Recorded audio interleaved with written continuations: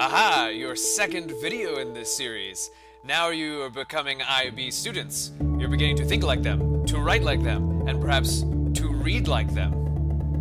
And this video is going to be about the Paris Peace Treaties, the terms, the impacts, and the mandates of those treaties. Now, the textbook leaves out much of the story of the conference itself, and this is common for books that try to run through history with the causes of events and then jump right to the effects without spending much time on the event itself. And that can seem weird for storytelling, kind of takes the story out of it. But you'll notice that I did that too, especially with World War I, because there's a lot you can learn about it, but the SOLs primarily concentrate on the before and the after. And the experiences of people in between are really only important insofar as they have sort of, broad geopolitical effects. But I think that's dangerous because you forget the important small stories of everyday human experience that help, shape the lives of the individuals that make up the nations, like we were talking about in last video. So I'm likely going to do it in the future too, where I cut from the beginning to the end. So I hope when you watch these videos that you are reading against me just as much as you read against the textbook at the end of the last assignment. I want you to question what I am saying and ask yourself what I'm leaving out and examine my prejudices because everyone has them. So let's dive right into some source work to get a better sense of what came out of these conferences and work backwards to the story. So take a look at source A, that is in your textbook. It is on page 28, page 28. And we're going to not look at the values and limitations because we're going to look at a number of sources, and we're not going as far as to look at the values and limitations because we don't have a particular purpose as a historian except to just see the story. So we're just trying to get some basic information.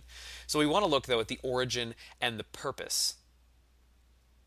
Now, the origin of source A, it was a report by the Commission on the Responsibility of the Authors of the War and on Enforcement of Penalties, which you'll notice a lot of these different commissions had some lengthy titles. This is a time period of lengthy titles. It was published in 1919, but published is an interesting word here because it was probably sent from the commission out to the larger peace conference, certainly before it was published to the outside world. So there's multiple layers of publishing here, all the way up until when it's published in your textbook, and think about the choices that those authors made when they published it that way. But it was written as part of a breakout commission during the Paris Peace Conference, which there were a lot of because there was a lot of stuff to think about and cover during those conferences, and they couldn't just do it all in one big group. It would have taken years, and it already took years, so perhaps decades.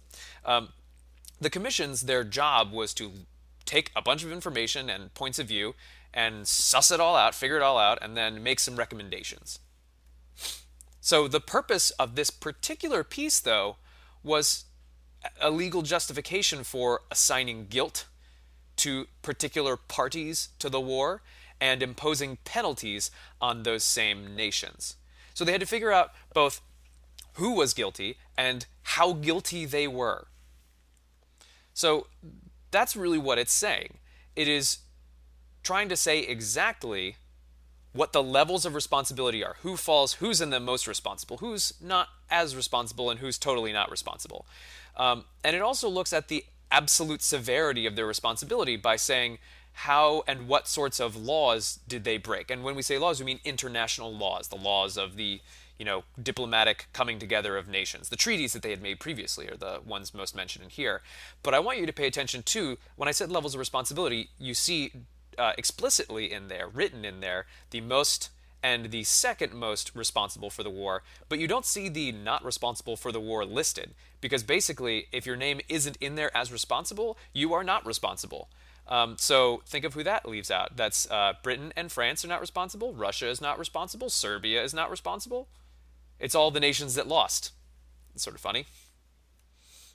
So take a look at source B, and you're going to do this on your own. You're just getting the origin, and you're just getting the purpose. That might require a little bit of research, but a lot of it's in there already. But you're not just saying what it was, but why it's important. So in this case, we talked about the origin and the purpose in order to talk about what it said, and we noticed, hey, the winners are writing this, and oh, so the winners just get left out of the whole guilt thing. So source B, I want you to take a look at the origin and the purpose.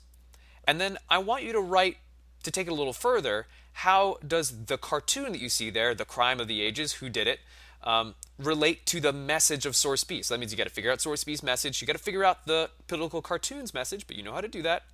And then you got to sort of put them together and compare and contrast them. How do they fit together?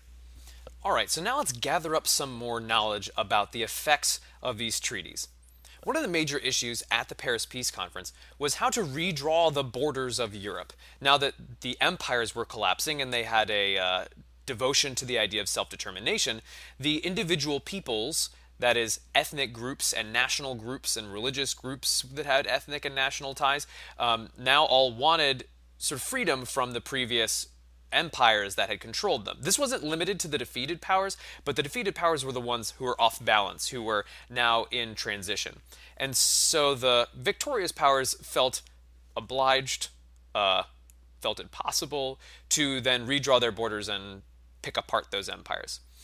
So as they were redrawing borders, they had to consider issues of geopolitics. And now that meant considering issues of nationalism, who wanted to live where and where they should live and how national groups should work together. Self-determination, them getting to choose, perhaps through a plebiscite, what nation they wanted to belong to in any particular area. The economic viability of new countries to make sure that they would actually stand the test of time and not just sort of slowly economically collapse because they lacked access to essential resources or commerce through the sea or through rail lines. And also they had to consider the balance of power. Now that could have been seen as a selfish thing, wanting to make sure that Europe stayed in this perfect balance so that France and Britain, who are now dominant, could just continue to control everything and have their way. But also, the balance of power is an issue of safety, because if you have a balance of power, it's unlikely you'll have war anytime soon. The German reaction is another element that I think in the book gets a little underdescribed. So let's go into that. The backstory to Germany signing the treaty that came out of the Treaty of Versailles, which came out of the Paris Peace Conferences for Germany. It started with what was a sailors' revolt. Basically, the Navy of Germany had been sitting in port and not doing very much for a while because Britain's Navy was kind of intimidating and stuff. The U-boats have been out sinking junk, but the larger ships, the battleships, had not been doing much. So eventually, Germany's military leaders order that navy to sail out and have one grand last stand, to which the sailors say, no, please, no. And they started a revolt, which then turns into the 1918 revolution, which results in the Kaiser, the King of Germany, abdicating, stepping down from the throne in November of 1918. And you remember that it's at the end of 1918 that all those armistices were signed, and the treaty was not signed until the next year in the summer. So, in the in-between space there was this republic, the Weimar Republic, which actually continues on afterwards, but the major leaders early on get saddled with this peace treaty that's not so good for Germany. In particular, you'll see here Philipp Scheidemann, who was the German chancellor during the Paris Peace Conferences. He resigned in objection to the treaty terms, as in wouldn't sign them, but he was still blamed for the treaty itself because it was created under his watch. The government that came in after him ended up getting a lot of blame in the later years, especially the 1930s. So the importance of blame to the German idea of the end of this war was really important, that they felt like they were unduly blamed, that lots of other nations had roles and had guilt, should have guilt attached to them, but that Germany was getting the short end of that stick. Most Germans, remember this issue with nations, most Germans, there was a lot of Germans who felt the following ways. Surprise that they had lost when they didn't feel like they had lost yet. Betrayal because they were losing even though they didn't think they should be losing. And then anger because they were angry at the people who were agreeing to lose, that they were agreeing to lose. But we have to beware here of personifying all of Germany and putting all of those feelings on everyone, because that's not really accurate. But as a historian analyzing what would later become the sort of breeding ground for the Third Reich and Nazism, these ideas and these feelings within a substantial number of people who lived in Germany and identified as German nationalists, this is how they felt. It's important to know. There were all these other treaties, which you'll see more in-depth examinations of in the book. Just pause there, let you see that. Moving on. But now it's time to annotate the textbook a little bit again. So add the following notes. So take a look at two treaty terms, and you can look at any of these treaties, that follow Wilson's 14 points, either the ideas embodied in them or particular points. I highly recommend doing particular points. That would be really helpful for you. Then also look at two treaty terms that do not follow the ideals or particular points of Wilson's 14 points. Actually note those. Homework. Let's look at a little bit of the broader effects of the treaties. There was cooperation, international cooperation, and this is a new level of doing so, of international cooperation. There was disarmament, as we will talk about in future weeks. There was a peaceful, relatively, readjustment of borders and a setting of sort of national boundaries. It was okay, but it was also very unsettling to the international order of things. Economics got thrown way out of whack. There were politics within nations were just jumbled all together, especially all the new nations, because there weren't established political forces at play. Nationalism became far more important, especially in areas that later experienced an economic downturn, the Great Depression. And diplomacy was weird for a while, with France allying with Eastern European countries that their only interest was containing Germany. And you can see here Woodrow Wilson adding brotherhood, sort of an oil of brotherhood, to a pot full of junk, hoping that it's going to make it better. And everyone else is adding their own junk to it. And you can take a closer look at that here. All right, last but absolutely not least, the mandate system. The mandate system was set up in the Charter for the League of Nations, which is contained in the Treaty of Versailles, which is a giant tome, if you ever get to see it. It's like from here to here. It's like this huge book that's really hard to angle.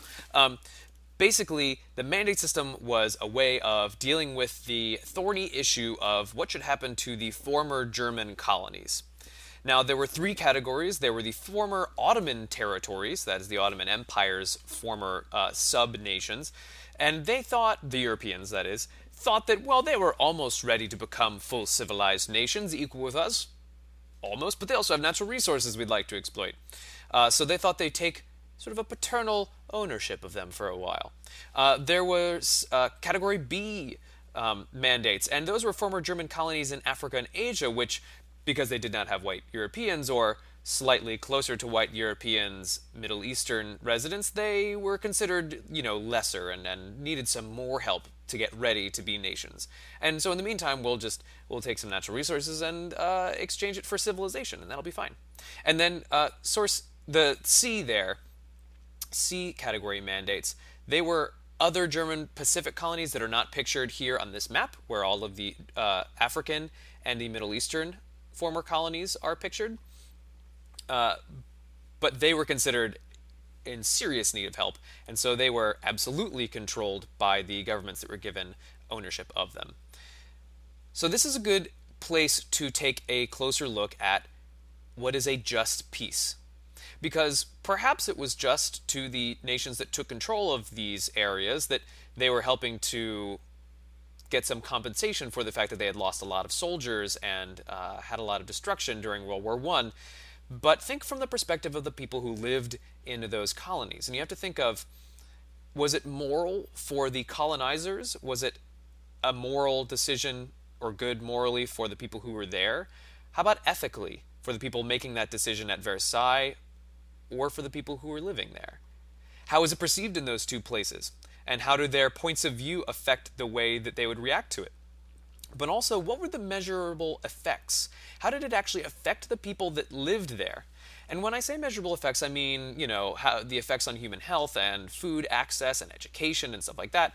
But I also mean the effects on their ability to govern themselves. Like, did the Europeans taking a paternalistic, a fatherly view of these people and helping them along, did it actually bring them to a place where they could govern themselves? And that's already problematic, because could they not govern themselves before? Now, what I want you to do is to annotate your textbook. Go back through this section, the two sections that we've done in this video, and take a look for anywhere that talks about the story of progress. Now, the story of progress is easy to spot once you understand what it is. In the story of progress, historians or people writing about history generally say something like, blah, blah, blah, it was bad, blah, blah, blah, something happened, blah, blah, blah, it's a little bit better now, and it's always getting better.